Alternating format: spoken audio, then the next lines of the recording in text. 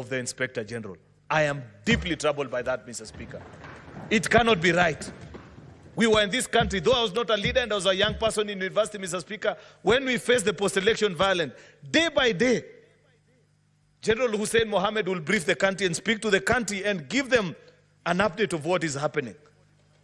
How can we face such a crisis, Mr. Speaker? Up to this particular point, I don't know what the Inspector General thinks. I don't know what is the challenge. We don't know these things that are being discussed.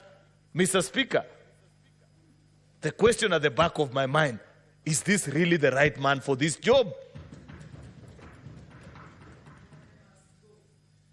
Mr. Speaker, we must think critically, finally, about Article 37.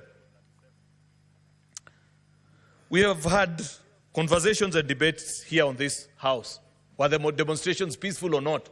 How is it that we continue to struggle as a country with this thing of peaceful demonstrations? What is it that we are supposed to do? Can't we guide and provide the way forward so that people can know that if I want to peacefully demonstrate as expected of me, under rights guaranteed under my constitution, what is it that we are supposed to do?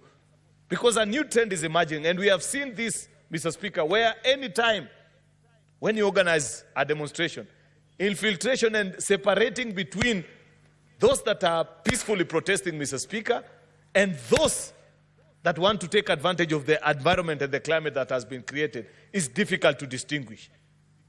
And I'd wish to request the House that we don't exit on this motion until first we provide the way forward and guidance.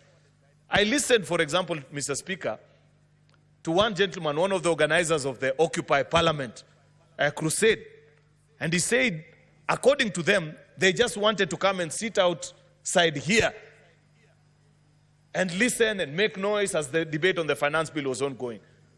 And I said, okay, fair enough. But unfortunately, in the way that they communicated, it was impossible to tell how to do that kind of an occupation.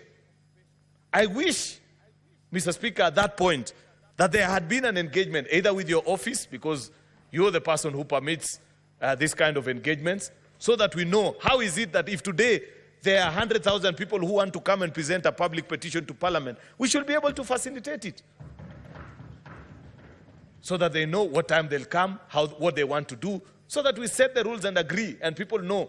And we don't provide an environment or a climate that is right for people with sinister motives, Mr. Speaker. I know for a fact that it was not the design of the young people that wanted to protest outside Parliament for Parliament to look like it looks this afternoon. They had no intention of banning anything. I don't think it was in their design to destroy the amount of property that has been destroyed here. I don't think it was in their design, Mr. Speaker, for members to flee for their life. They wanted to come and present a petition. Therefore, we have to think and propose as a way forward of how is it that we can guarantee every citizen how we protect their rights, because there are two inherent dangers, Mr. Speaker. If we don't provide a way forward and a way out of this particular conversation, then it shall be known forever, Mr. Speaker, that it is impossible to have a peaceful protest in this country, yet other countries have it. When we travel, anyway, I don't want to get into a diplomatic challenge by mentioning various countries, Mr. Speaker, but there are countries that you think even are less democratic, but they have provided the space and the means for people to exercise their democratic right, on the right to peaceful protest, Mr. Speaker, and it's provided for, and people make their voice heard. I don't know how we can do it. I know colleague members can guide us on how this is done, but the long and short of this conversation, Mr. Speaker, is that we are sick, and the ordinary medicine that we have administered over the years is not likely to heal us. We need new medication, Mr. Speaker. Therefore, with those many remarks, Mr. Speaker, I beg to move and request the leader of minority, Senator Justice Retired Stewart Madzayo, to second this motion, Mr. Speaker, and lead the country towards the right path. I thank you, Mr. Speaker.